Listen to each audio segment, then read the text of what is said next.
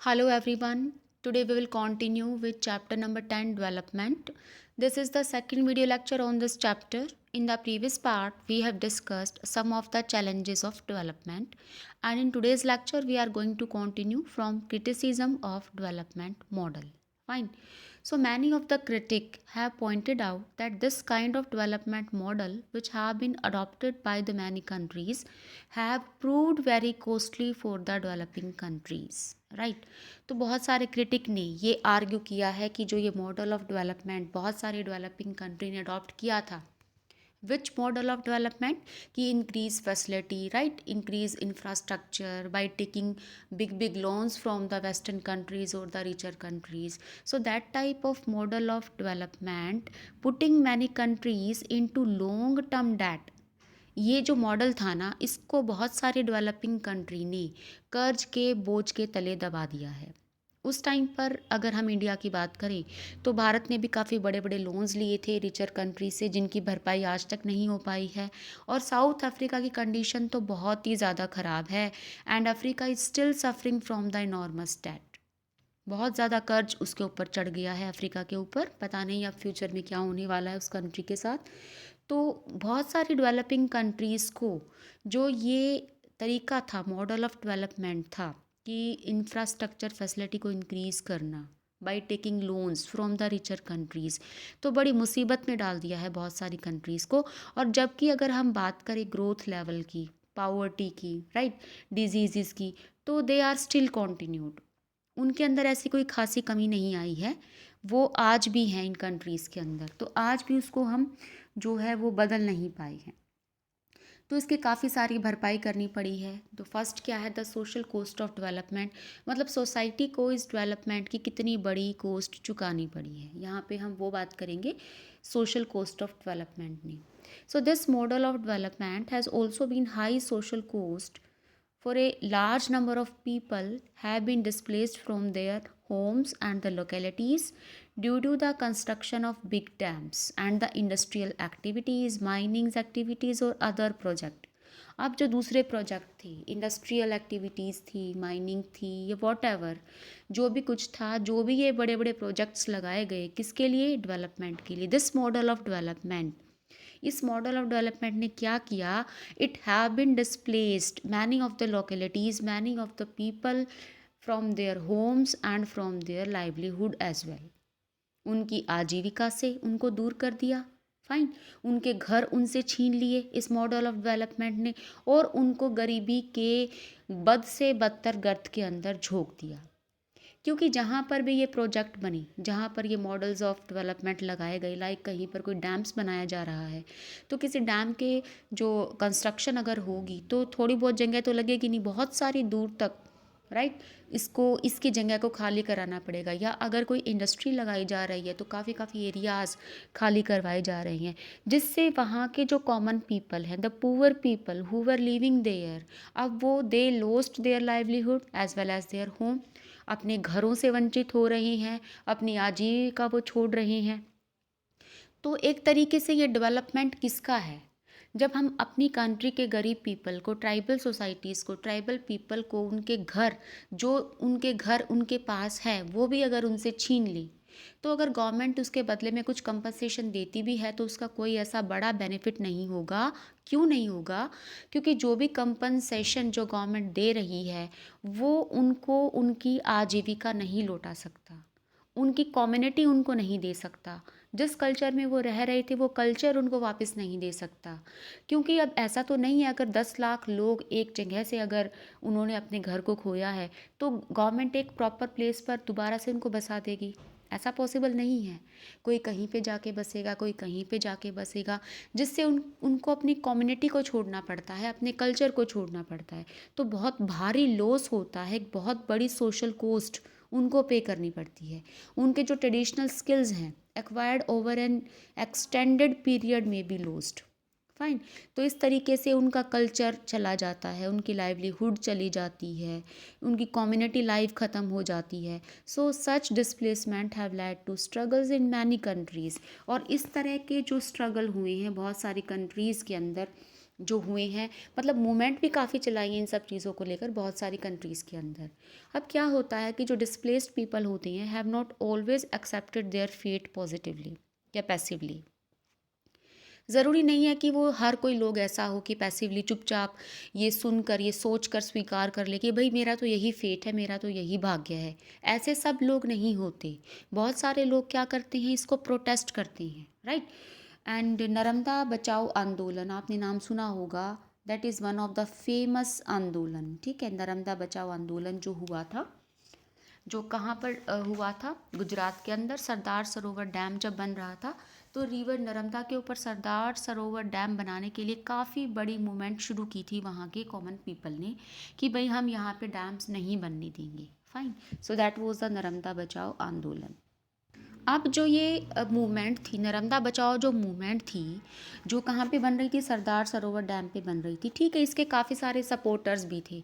तो जो इसके सपोर्टर थे वो क्या कहते हैं, वो क्लेम करते हैं that it will generate electricity, help irrigate large areas of land and also provide drinking water to the desert areas Kutch and the Saurashtra.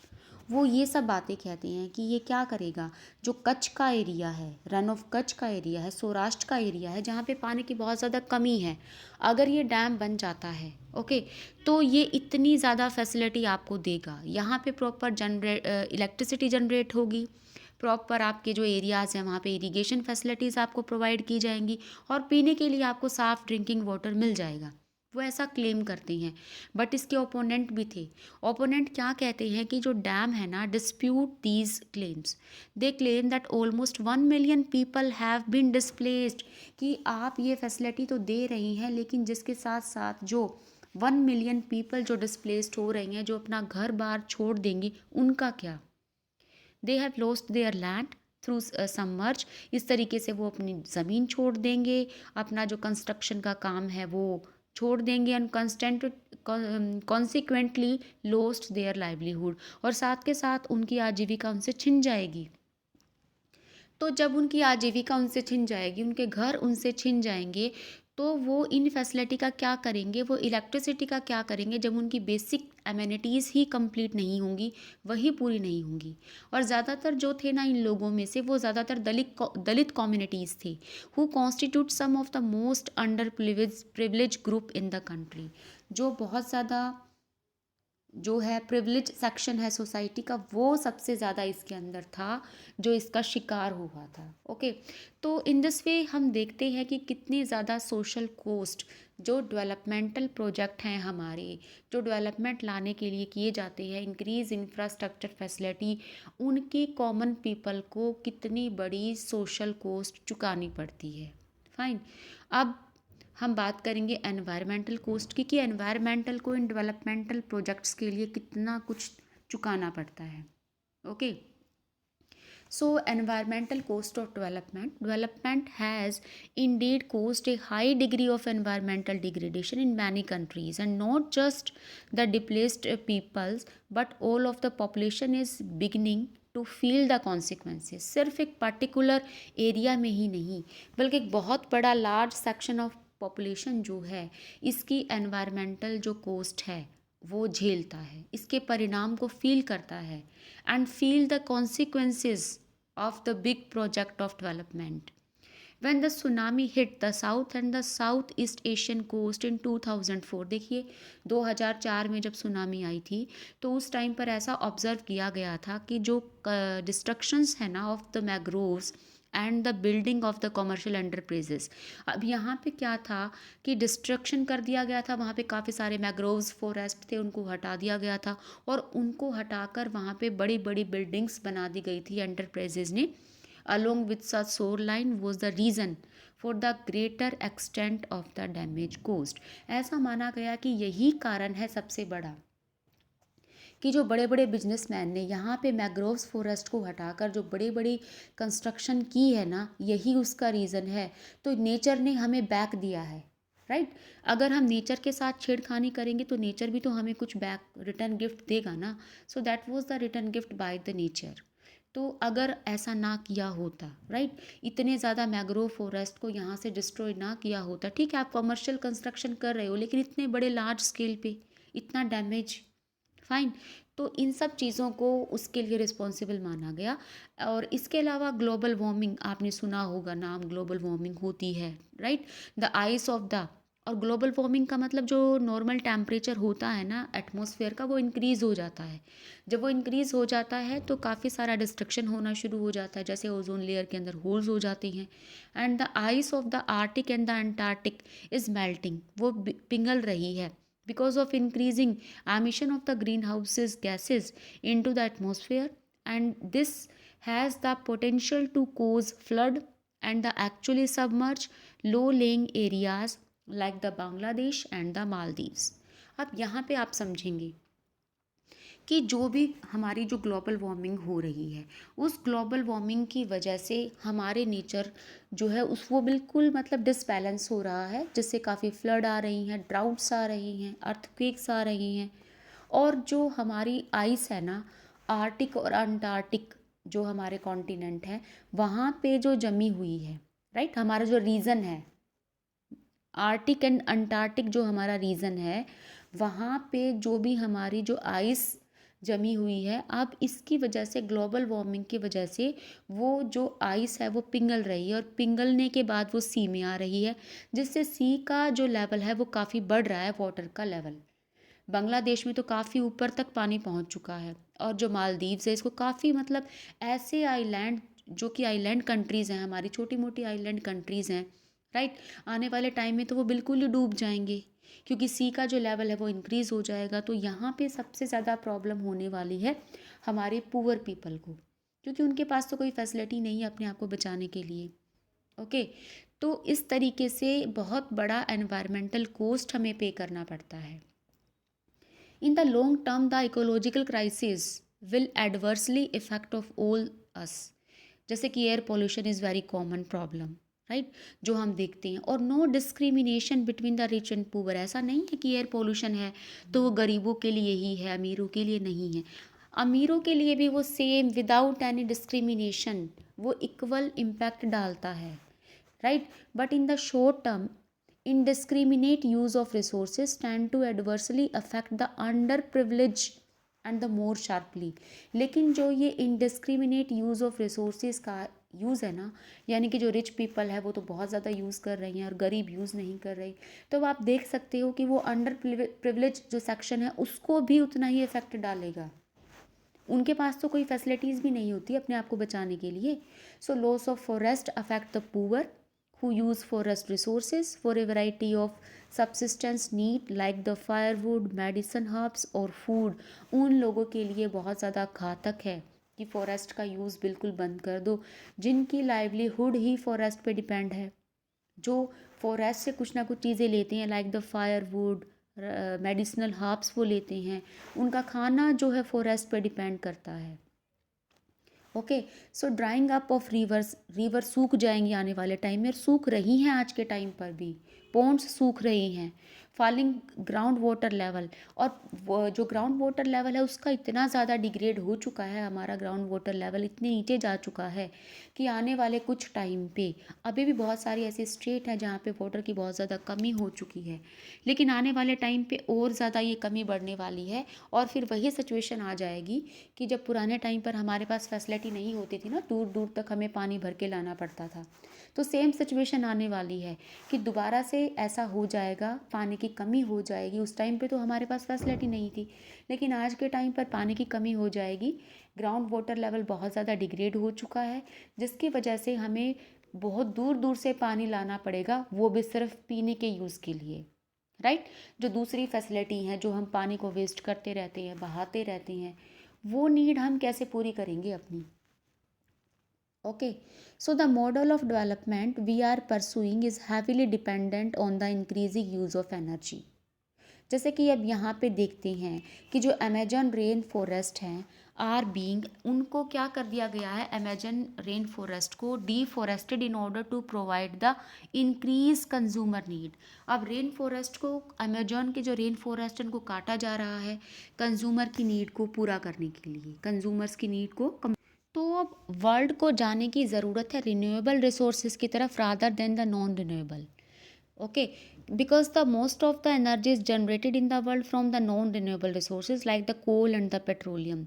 और ये आने वाली जनरेशन, अगर हम ऐसे ही इनको अंधाधुंध यूज़ करते रहे तो आने वाली जनरेशन इसको यूज़ कर ही नहीं पाएगी. Okay, so we need a sustainable development to protect our future generation. और हमें जाना पड़ेगा किसकी तरफ, रिन्यूएबल रिसोर्सेज की तरफ. जैसे कि भारत के अंदर सोलर एनर्जी का काफ़ी प्रोन फ्यूचर है, राइट. काफ़ी ब्राइट फ्यूचर है भारत में सोलर एनर्जी का, जिसको भारत यूज़ भी कर रहा है बहुत अच्छे तरीके से. तो इन सब रिसोर्सेज की तरफ हमें जाना पड़ेगा, तभी हम थोड़ा बहुत अपने एनवायरनमेंट को प्रोटेक्ट कर पाएंगे, बचा पाएंगे. तो इस तरीके से हम देखते हैं कि एनवायरनमेंट की इतनी बड़ी कोस्ट हमें जो है वो देखने को मिलती है, environmental cost of development. Fine. अब यहाँ पे आपको एक बॉक्स दिया गया है, इस बॉक्स के अंदर क्या दिया है वो स्टडी करते हैं. टॉपिक का नाम है कैन सारोवीवा, राइट. कैन सारोवीवा जो हैं एक मतलब बहुत बड़े ऑथर रही हैं, जर्नलिस्ट रही हैं and television producer also in the 1980s में. तो इन्होंने काफ़ी प्रोटेस्ट किया था, जो भी पुअर पीपल के साथ जो टॉर्चर होता था at the name of the development. तो उन्हीं चीज़ों को बेसिकली इस बॉक्स में आपको दिखाया गया है. ओके, तो अब पढ़ना शुरू करते हैं. Just imagine that A hidden treasure is found in your backyard. ऐसा इमेजिन करो कि आपके घर के पिछवाड़े में, आपके घर के बैकयार्ड में कुछ छुपा हुआ खजाना आपको मिल जाता है. And how will you feel if the treasure is taken away little by the authorities in the name of development.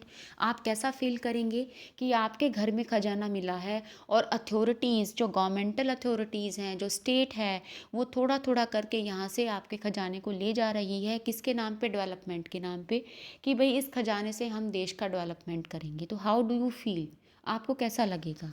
So this development is not reflected in your standard of living और even in the facilities for the colony you stay in. और जो ये development हो रहा है, कहीं से भी इसका रिफ्लेक्शन आप पे नहीं आता. कहीं से भी आपका लिविंग स्टैंडर्ड इम्प्रूव नहीं हो रहा, आपकी फैसिलिटी इम्प्रूव नहीं हो रही, और आपका सारा खजाना लिए जा रहे हैं और ये कहते हुए कि भी डेवलपमेंट करेंगे. लेकिन डेवलपमेंट आपके लिए वो डेवलपमेंट नहीं है. तो यही सब चीज़ें यहाँ पे बेसिकली बताई गई हैं. इन्हीं चीज़ों को समझाया गया है कि सबसे पहले जो ऑयल पाया गया था वो 1950s में एगोनी, नाइजीरिया के अंदर एक जगह है एगोनी, वहाँ पे पाया गया था. विच resulted in crude oil exploration, soon economic growth. अब आप यहाँ पे अंडरलाइन करेंगे ये नाइजीरिया के एगोनी के अंदर सबसे पहले 1950s के अंदर क्रूड ऑयल को जो है वहाँ से निकाला गया था. और जैसे ही वहाँ पे क्रूड ऑयल का पता चला तो बहुत इकोनॉमिक ग्रोथ होनी शुरू हो गई. बड़ी बड़ी बिजनेस कंपनी वहाँ पे आई, इसके आसपास के एरियाज़ में पूरा एक वेब बना लिया इन्होंने, राइट. और इस तरीके से जैसे ही यहाँ पे इतनी बड़ी बड़ी कंपनीज आई, एक्सर्शन किया ऑयल का, यानी कि डिस्प्लेसमेंट होना शुरू हो गया. जब ऑयल का एक्सर्शन करेंगे, माइनिंग करेंगे, तो वहाँ के लोकल पीपल कहाँ जाएंगे. जितने भी वहाँ पे लोकल कम्युनिटीज़ थी सबको हटा दिया गया, सबको डिस्प्लेस कर दिया गया, उनको घर से बेघर कर दिया गया कि भाई यहाँ पे डेवलपमेंटल प्रोसीजर चलेगा और डेवलपमेंट के नाम पे यहाँ पे जो है ऑयल को निकाला जा रहा है. ये तो सिर्फ एक ऑयल का एग्जाम्पल है. बहुत सारे जगह पे बहुत सारे रिसोर्सेज का एक्सर्शन करने के लिए वहाँ की लोकल कम्युनिटीज़ को डिस्प्लेस कर दिया गया. फाइन. तो अब धीरे धीरे जब यहाँ पे ये सब चीज़ें जो कमर्शियल यूज़ होना शुरू हुआ तो काफ़ी एनवायरमेंटल प्रॉब्लम भी शुरू हो गई, करप्शन भी शुरू हो गया. And this prevented development of the very region where oil had been found. ये सबसे पहला वो रीज़न था जहाँ पे ऑयल जो था वो पहले पाया गया था. ओके, तो अब हम पढ़ते हैं कैन सारोवीवा का क्या मतलब. इन सब चीज़ें ये क्यों बताई गई हैं हमें, ये बैकग्राउंड क्यों दी गई है, क्योंकि अब ये शुरू होता है कि जो कैन सारोवीवा थे उनकी स्टोरी यहाँ से शुरू होती है. एज आई टोल्ड यू कि जो कैन सारोवीवा थे उनका जन्म कहाँ हुआ था, एगोनी में हुआ था, राइट. अगोनी में ही बर्थ हुआ था नाइजीरिया के अंदर. और ये बहुत बड़े ऑथर रहे हैं, जर्नलिस्ट रहे हैं, टेलीविज़न प्रोड्यूसर भी रहे हैं 1980s में अपने काम में. उन्होंने क्या ऑब्जर्व किया दैट रिएक्ट किया to the exploitation around him, कि उनके चारों तरफ कितनी ज़्यादा एक्सप्लॉयटेशन हो रही है. As the oil and the gas industry took reaches from beneath to the feet of the poor agony farmers. बिल्कुल जो पुअर और गरीब किसान थे ना अगोनी के, वहाँ पे पहुँच गई हैं बड़ी बड़ी कंपनीज, वहाँ से गैस निकाल रही हैं, ऑयल निकाल रही हैं, and in return left the land polluted. और बदले में क्या मिल रहा है? पोल्यूशन भरी ज़िंदगी, पोल्यूशन भरा environment, displacement of the places and lost of the livelihood to the poor farmers. मतलब इतना ज़्यादा वहाँ पे नुकसान हो रहा है, डेवलपमेंट हो रहा है जिनका हो रहा है, लेकिन जो वहाँ के कॉमन पीपल हैं उनका तो नुकसान ही हो रहा है ना। बिल्कुल बदले में उनको एक पोल्यूटेड ज़मीन मिल रही है, अपनी लाइवलीहुड वो लोग खो रही हैं। तो अब ये जो सारो विवा थे ना, एक नॉन वायलेंट स्ट्रगल शुरू करते हैं against that with the launch of the movement for the survival of the Ogoni people, right, in the 1990s। 1990 के अंदर शुरू करते हैं ये क्या, एक बहुत बड़ी नॉन वायलेंट मूवमेंट, एक स्ट्रगल शुरू करते हैं इन लोगों के अगेंस्ट में, इनके सर्वाइवल के लिए, कि survival of the Ogoni people, कि जीने दो अगोनी के पीपल को। An open grass root community based political movement थी ये, and the movement was so effective that by 1993 the oil companies had to pull out the Ogoni. इतनी ज़्यादा powerful बन गई ये मूवमेंट कि 1993 तक जितनी भी कंपनीज थी उनको वहाँ से छोड़ के चले जाना पड़ा। ओके, ये जगह छोड़कर उनको जाना पड़ा, मजबूर हो गई वो छोड़ के जाने के लिए। फाइन। सो बट सारो विवा paid the price for this. लेकिन बहुत बड़ी कॉस्ट चुकानी पड़ी थी सारो विवा को इस चीज़ के लिए। कैसे? कि जो मिलिट्री रूलर थे ना नाइजेरिया के उस टाइम पे, framed him to a murder case, एक मर्डर के केस में इसको उलझा देते हैं सारो विवा को, और इस तरीके से military tribunals sentenced him to the death, और जो मिलिट्री होती है वो उनको फांसी की सज़ा सुना देती है। Okay, and said that the military rulers were doing this at the behest of Shell. देखिए, behest ऑफ शेल का मतलब होता है कि एक माया जाल। यहाँ पे कहते हैं कि एक माया जाल बिछाती है, राइट। जो रूलर्स होते हैं, जो वहाँ के नाइजेरिया के रूलर्स होते हैं, वो एक माया जाल बिछाते हैं। ये वर्डिंग थी सारो विवा की, उन्होंने कहा था कि एक माया जाल है। The multinational oil company that had to withdraw from the Ogoni region. Human right organisations आती हैं बड़ी बड़ी, बहुत सारी, मतलब वर्ल्ड के अलग अलग जगह से, और प्रोटेस्ट करती है against his trial and appealed for his release. वो उनको आज़ाद करने के लिए अपील करती हैं कि भाई बिल्कुल गलत है, सारो विवा को जो पकड़ा हुआ है बिल्कुल गलत पकड़ा हुआ है, और उनको रिलीज़ कीजिए। लेकिन इतनी बड़ी बड़ी जो ह्यूमन राइट ऑर्गेनाइजेशन है उनको अनदेखा करके, उनको इग्नोर करती है पूरी तरीके से, राइट। और नाइजेरिया के रूलर्स एग्जीक्यूटेड कर देते हैं कैन सारो विवा को 1995 के अंदर। यानी कि जो उन्होंने ये स्ट्रगल चलाया था इन वहाँ के कॉमन पीपल के लिए, इनके सर्वाइवल के लिए, फार्मर्स के सर्वाइवल के लिए, लास्ट में उनको अपनी जान देकर इसकी कीमत चुकानी पड़ती है। किसको? कैन सारो विवा को, जो कि नाइजेरिया की थी। ओके, अब हम दूसरा एक ग्रीन बॉक्स आपकी बुक में दिया गया है उसको डिस्कस करेंगे। ये जो बॉक्स है आपका एनवायरमेंटलिज्म का बेसिकली मतलब क्या होता है कि to develop, to think and to take care of environment के बारे में, एटमॉस्फेयर के बारे में, उसके बारे में सोचना, उसकी रक्षा करना, उसकी टेक केयर करना, that is called the environmentalism. Okay, तो एनवायरमेंटलिज्म में बेसिकली आपको ये बताया गया है कि किस तरीके से हमें एनवायरनमेंट की प्रोटेक्शन करनी है, पोल्यूशन को जो है वो ख़त्म करना है, सस्टेनेबल डेवलपमेंट को अडॉप्ट करना है। तो यहाँ पे ये सब चीज़ें ही आपकी बताई गई हैं। These are the buzz words of the environmental movement which work to protect natural and resources and the ecosystem. हमें जितने भी हमारे नेचुरल रिसोर्सेज हैं, अपना जो इकोसिस्टम है उसकी प्रोटेक्शन करनी है, उसको बचा के रखना है। Environmentalist maintain that human beings should learn to live in harmony with the rhythm of the ecosystem and not manipulate the natural environment to serve their immediate interest. यानी कि अपने इंटरेस्ट को पूरा करने के लिए, पूरे तरीके से अपना जो इंटरेस्ट है, अपनी नीड को पूरा करने के लिए हम एनवायरनमेंट को दांव पे बिल्कुल नहीं लगा सकते, क्योंकि एनवायरनमेंट को दांव पे लगाने के हम नुकसान बहुत अच्छे से देख चुके हैं, क्या क्या ड्रॉबैक निकल के सामने आते हैं। राइट। तो आने वाली जनरेशन को अगर हमें सेफ रखना है, आने वाली जनरेशन को अगर हम एक प्योर एनवायरनमेंट देना है, प्योर तो हम कह ही नहीं सकते, लेकिन फिर भी कुछ हद तक हम प्रोटेक्शन तो कर सकते हैं ना, अपनी पोल्यूटेड एयर, रिवर्स, इन सब चीज़ों से अगर हमें बचाना है फ्यूचर जनरेशन को, तो उसके लिए हमें सस्टेनेबल डेवलपमेंट को अडॉप्ट करना पड़ेगा। Fine. The root of environmentalism can be traced back to the 19th century. सबसे पहले ये 19th सेंचुरी में आया था कि एनवायरनमेंट को प्रोटेक्ट किया जाए, क्योंकि 19th सेंचुरी में ही इंडस्ट्रियलाइजेशन शुरू हुआ था, और इंडस्ट्रियलाइजेशन शुरू हुआ तो पोल्यूशन भी बढ़ता चला गया। तो तब से ही ये ज़रूरत को महसूस किया गया था। Today the environmental movement has become a world wide phenomena with thousands of non governmental groups. बहुत सारे नॉन गवर्नमेंटल ग्रुप सामने आए हैं, राइट। ग्रीन पॉलिटिकल पार्टीज़ जो क्या कहती हैं कि पूरे तरीके से एनवायरनमेंट को ग्रीन रखें, ग्रीन, एक पीसफुल वर्ल्ड होना चाहिए, right. World wide wild life fund and the India we have Chipko movement शुरू की गई थी इसके लिए, एनवायरनमेंट के प्रोटेक्शन के लिए, which emerge to the protection of the Himalayan forest. Okay, so such groups try to pressurize government to modify their industrial and the development politics in the light of the environmental goals। यानी कि total इसका कहने का मतलब क्या है कि पूरे तरीके से सस्टेनेबल डेवलपमेंट होना चाहिए, क्या इको फ्रेंडली होना चाहिए, और हमें रिन्यूएबल सोर्सेज की तरफ जाना चाहिए। जहाँ तक हो सके हमें रिसोर्सेज को वेस्ट होने से बचाना है, राइट। रिवर्स को पोल्यूट होने से बचाना है, हवा को पोल्यूट होने से बचाना है। ये हमारी सोल रिस्पॉन्सिबिलिटी है। We common people can do this. एक अकेला कोई गवर्नमेंट नहीं कर सकती, कोई सिर्फ ऑर्गेनाइजेशन ही नहीं कर सकती।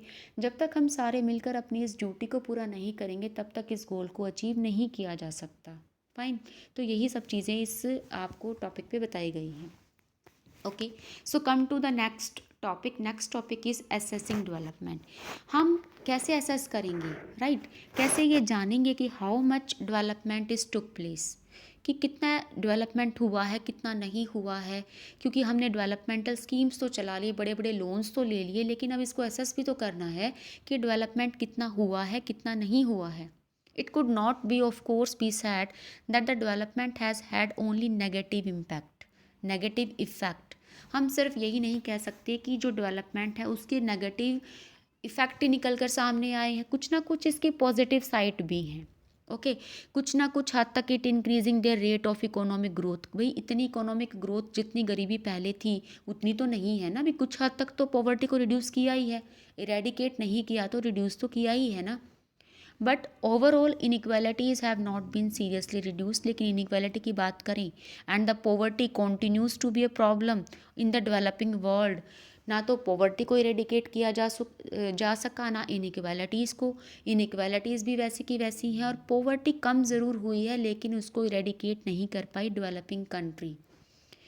जैसा कि हमने पहले ये अज्यूम किया था, ओके, एज वी अज्यूम, क्या अज्यूम किया था कि भाई अगर हम ऐसा डेवलपमेंटल स्कीम चलाएंगे, इंफ्रास्ट्रक्चर अगर इंक्रीज़ होगा, अगर जो हमारा अपर सेक्शन है उसका डेवलपमेंट होगा, तो ऑटोमेटिकली लोअर सेक्शन का भी वो ट्रिकल डाउन हो जाएगा, उनका लिविंग स्टैंडर्ड अपने आप ही ट्रिकल डाउन हो जाएगा। ऐसा हमने सोचा था, बट ऐसा हुआ तो नहीं ना। जबकि क्या हुआ, gap between the rich and poor has been widening, और धीरे धीरे ये जो रिच एंड पुअर के बीच का गैप था वो बढ़ता ही चला गया, उनके बीच की खाई बढ़ती ही चली गई, क्योंकि benefits are likely to be concern by those who are already privilege. उनको ही बेनिफिट मिल रहे हैं जो पहले से ही प्रिविलेज हैं, जिनके पास पहले से सब कुछ है उन्हीं का डेवलपमेंट होता जा रहा है। जिनके पास नहीं है उनके पास आज भी नहीं है और पहले भी नहीं था। ओके,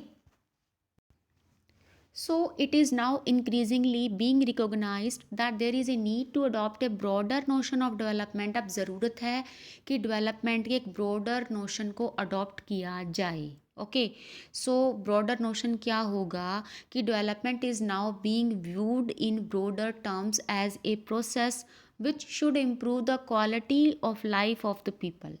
भी ऐसा डेवलपमेंट होना चाहिए जो सिर्फ इंफ्रास्ट्रक्चर ही इंक्रीज़ नहीं करे, फैसिलिटी ही इंक्रीज़ नहीं करे, बल्कि लोगों की क्वालिटी ऑफ लाइफ को इंक्रीज़ करे, इम्प्रूव करे। Okay, quality of life of the people should be improved. ऐसे हमें डेवलपमेंट की ज़रूरत है। Okay, so there is now a search for the alternative ways of measuring development. One such attempt is the Human Development Report, which is annually brought out by the United Nations Development Program. In short, we can say UNDP. ठीक है, UNDP आपने class 10th के chapter number 1 development में पढ़ा है कि UNDP जो अपनी रिपोर्ट जो है वो प्रोड्यूस करता है एवरी ईयर। तो अब जो यूएनडीपी है वो कैसे डेवलपमेंट काउंट करता है कंट्री का। This report rank countries on the basis of their performance in the social indicator. जो ये रिपोर्ट आती है ना यूएनडीपी की, यूनाइटेड नेशन डेवलपमेंट प्रोग्राम, जो अपनी रिपोर्ट देता है, ये क्योंकि हमने डिफरेंस भी किया था ना कि वर्ल्ड बैंक और यूएनडीपी में क्या डिफरेंस होता है, क्योंकि दोनों ही इकोनॉमिक स्टेटस मेजर करते हैं कंट्रीज़ का कि which country is developing, which country is developed and which is under developed, ये सब चीज़ें मेज़र करते हैं। तो जो यूएनडीपी है वो कैसे मेज़र करता है, वो क्या देखता है कि in the terms of education, in the terms of literacy, in the terms of life expectancy, okay, maternity जो मोर्टेलिटी रेट है, ओके, मैटरनल मोर्टेलिटी रेट कितना है, इन्फेंट मोर्टेलिटी रेट कितना है, मतलब बेसिकली ये सब चीज़ें देखता है। These are the indicators of UNDP to measure the economic growth for a particular country. किसी भी कंट्री की अगर इकोनॉमिक ग्रोथ को मेज़र कर रहा है यूएनडीपी, तो वो ये देखेगा कि कौन सी कंट्री डेवलप्ड है। यानी कि ये नहीं है कि सिर्फ वहाँ पे इंफ्रास्ट्रक्चर अच्छा है या उनकी इकोनॉमी बढ़ रही है, जी नहीं। उसके इंडिकेटर होते हैं कि वहाँ के लोगों को कॉमन फैसिलिटी मिल भी रही है कि नहीं, राइट। उनकी एजुकेशन सिस्टम कैसा है, वहाँ पे लिटरेसी रेट कितना है, वहाँ पे मैटरनल मोर्टेलिटी रेट कितना है, लाइफ एक्सपेक्टेंसी कितनी है, लोग कितने साल तक जी रही हैं वहाँ पे कॉमनली अगर देखा जाए। तो these are the indicator that are followed by the UNDP. Okay, so this is called the basic approach. अब बेसिक अप्रोच क्या बोलेंगे हम कि a meaningful choice and the precondition for this is the fulfilment of the basic need.